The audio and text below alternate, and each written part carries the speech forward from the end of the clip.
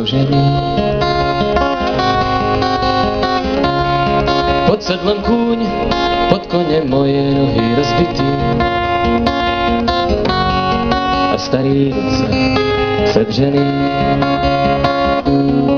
Pryč odtud jít s tou karavanou mraku. Schovat svou pleš pod těcom děravý. Jen kousek jít, jen chvíli do soumraku. Až tam, kde svítí město, město Bělavy. Vítr si tiše hvízdá pod silnici spálený. V tom místě nikdo nezdraví. Šerif i soudce, gangstři, oba řádně zvolený. A lidi strachem nezdraví. V městě je řád a pro každého práce. Buď ještě rád, když hluba voněný. Můžete znát, že nejsi na do práce, nebo že ležíš pár inčů pod zemí.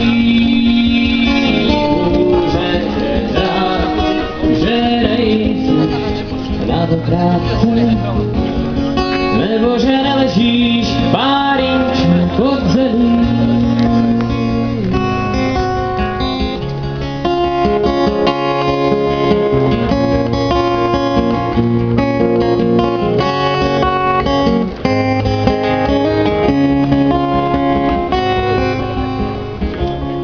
Slunce je zlatou stopou na okno se připytý. Pod sluncem sedlo kožený.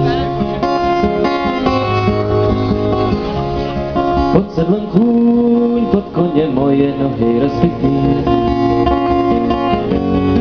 A starý ruce sedřený.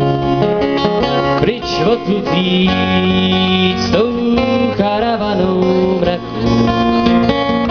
Kde tichej dům má pušky rezaví.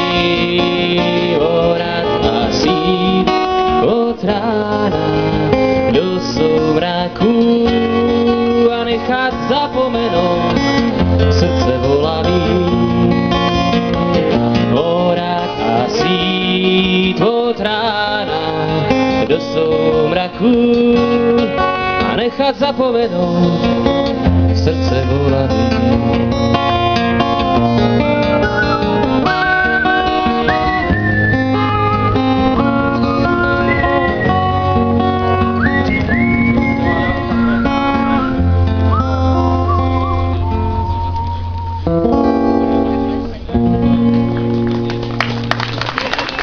Ďakujem.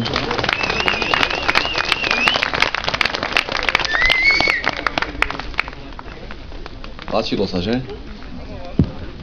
Budeme ešte dneska mať také. Chcel by som vás ešte raz poprosiť, a ak je vám troška viac zima, poďte bližšie k sebe. Keď budete bližšie k sebe, bude menej fúkať vietor a bude menej zima. Že? Vtedy košiara je teplo. Dobre. Ako viete, toto je apolitické stretnutie. Nespájame sa s nikým, so žiadnou politickou stranou, nikoho nepodporujeme. Ale aj tak je moja otázka. Idete voliť? Asi nie. Dobre, máme tu aj áno, aj nie. Všetci sme sklamaní, samozrejme my tiež sklamali tí moji. Otázka je, ako to zmeniť? To bolo o tom, že sa volilo menšie zlo. Takže teraz už nemáme záujem voliť ani to menšie zlo. Čiže je otázne, či vôbec voliť. Áno, že to menšie zlo je rovnako veľké ako to väčšie, že? Dobre, otázka, ako to zmeniť? Lebo bez politikov fungovať nemôžeme, to sa nedá, to by to bolo ako Somálsko, anarchia. Ako to zmeniť? Viete? Kto vie povedať? Kto má na to recept? Ako?